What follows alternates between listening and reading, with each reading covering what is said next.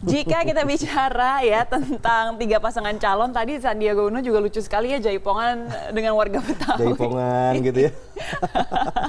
Memang sekarang semua calon itu mengerahkan semua energinya untuk bisa mendapatkan simpati dan dari masyarakat ya. Ada yang langsung belusukan ke dalam, ada yang jaipongan juga. Ada yang buka rumah juga untuk bisa mendengarkan aspirasi. Nah, sejumlah lembaga survei ini juga mengeluarkan hasil riset, termasuk elektabilitas masing-masing pasangan calon, Prabu. Ya, betul sekali Cheryl dan juga pemirsa, bahwa sekarang ini sudah mulai ada banyak perubahan ya bagaimana profil peta elektabilitas yang dimiliki oleh setiap pasangan atau kandidat calon gubernur dan juga wakil gubernur. Kita akan coba lihat bagaimana posisinya saat ini ya dari survei-survei tersebut. Coba kita mainkan. Nah, ini dia ya Pilgub DKI 2017. Seperti apakah elektabilitas dari setiap pasangan paslon? Ini dari lingkaran survei Indonesia. Kalau kita perhatikan pemirsa dan juga Cheryl sebelumnya ya pasangan nomor 2 Ahok Jarot ini ya pasangan Ahok Jarot ini awalnya kan sangat tinggi sekali ya. Ada di angka sekitar 30%-an begitu. Nah, sekarang ini sudah mulai agak berubah atau bahkan berubah cukup drastis. Nomor 1 Agus Silviana yang sekarang menempati angka yang cukup tinggi 30,90% kita lihat di sini. Sedangkan Ahok Jarot turun ya lumayan drastis ke angka 10,6%. Sedangkan Anies Sandiaga ada di angka 31,90%.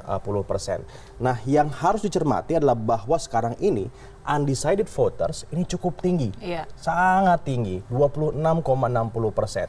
Kalau kita perhatikan, jika saja satu pasangan calon ini bisa mendapatkan suara dari undecided voters, maka dia akan menjadi pemenangnya. Makanya real battle kali ini ada di para undecided voters. Harus bisa memenangkan ini ya. Berarti sebenarnya kejadian 4/11 kemarin juga berpengaruh dengan elektabilitas dari Ahok Jarot. Sangat berpengaruh pemirsa dan juga Cheryl. Kenapa? Karena dari momentum 4/11 itulah kemudian profil ini mulai berubah. Bukan saja hanya di lingkaran survei Indonesia, tetapi juga yang dirilis oleh Poltreking. Kalau kita coba perhatikan ya, di mana Agus Silviana 27,92%, sedangkan Anies Sandiaga di angka 20,42%, Ahok lagi-lagi turun ke angka 22% dari sebelumnya sekitar 32%. Nah, ini menandakan bahwa 4/11 kemarin cukup berpengaruh pada profil elektabilitas dari masing-masing kandidat. Yang menarik adalah bahwa jadi kalau sebelumnya kita ketahui petahana ini memiliki tingkat kepuasan yang cukup tinggi di masyarakat sekitar 60%-an. Biasanya ketika petahana itu memiliki tingkat kepuasan yang cukup tinggi, maka elektabilitasnya juga cukup tinggi juga. Nah, sekarang ini agak berubah. Jadi elektabilitasnya rendah. Sedangkan tingkat kepuasannya tinggi. Nah, menariknya adalah apa yang menyebabkan itu bisa terjadi di pilkada kali ini, gitu Cheryl. Nah, kalau kita lihat sekarang ada Poltreking, kita ke survei berikutnya, ada di indikator. Indikator juga kurang lebih memprofilkan hal yang sama, bahwa Agus Silviana nomor 1, Ahok Jarot nomor 2, dan Anies Sandiaga nomor 3. Dan kita lihat sekali lagi bahwa undecided voters ini cukup banyak. Lagi-lagi ya, undecided voters ini cukup banyak, angkanya sekitar 18,90%. Kalau kita tambahkan ke masing-masing ini, maka dia akan menjadi jadi pemenangnya. Jadi pemenangnya, itu dia. Ini indikator. Kemudian berikutnya juga sekarang sudah keluar baru saja kemarin dari Carta Politika yang kurang lebih profilnya agak mirip-mirip, walaupun di sini persaingannya cukup tipis ya.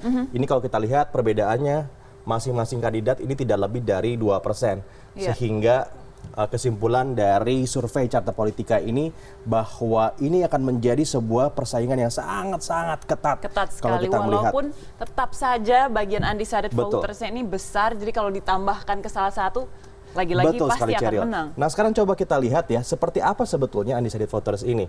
Nah, ada satu survei yang menarik yang dirilis oleh Sense Analytics. Di sini sebetulnya lebih dipetakan kepada bagaimana profil suara undecided voters ini. Nah, jika dilakukan metode one-on-one questions, jadi misalnya antara Anies dan Agus pilih yang mana, antara Ahok dan Agus pilih yang mana, antara Anies dan Ahok pilih yang mana, ditanyakan kepada para undecided voters, maka di sini kita bisa sama-sama lihat bahwa hasilnya betul-betul 1/3, 1/3, 1/3. Ya ini kurang lebih sama ya, kurang lebih tipis sekali perbedaannya. Sangat tipis. Artinya ini memang battle games-nya equal for each candidates, yang artinya para undecided voters dan juga tentunya pemilih Jakarta yang sangat menentukan siapa nanti yang akan menjadi gubernur DKI Jakarta. Bukan politicians, tetapi juga Anda yang menentukan. Kita semua ya, jadi harus dan juga wajib sepertinya kita untuk memberikan suara di sini supaya jelas siapa yang nantinya akan menjadi pemimpin dari DKI Jakarta juga.